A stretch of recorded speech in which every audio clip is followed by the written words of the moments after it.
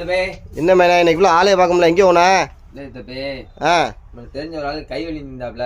சரி, அதோட ஆஸ்பத்திரி கைவலி வர வரைக்கும் அவர் என்ன பண்ணி தரமேனே? ஒண்ணும் இல்ல சித்தப்பே, அவர் வேலை தான் பார்த்தா ஸ்பானர் பிடிச்சி அவர் கை வலிக்குதான். அப்படியா? இப்போ அதுக்கு நீ என்ன செய்ய போறியா? சொல்யூஷன் இருந்தா சொல்லுங்க.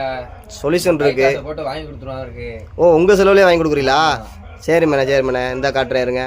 காட்டுங்க மேனே. சொல்லுங்க சித்தப்பே. இவருக்கு இனிமே இந்த கைவலி பிரச்சனைலாம் இருக்காது மேனே.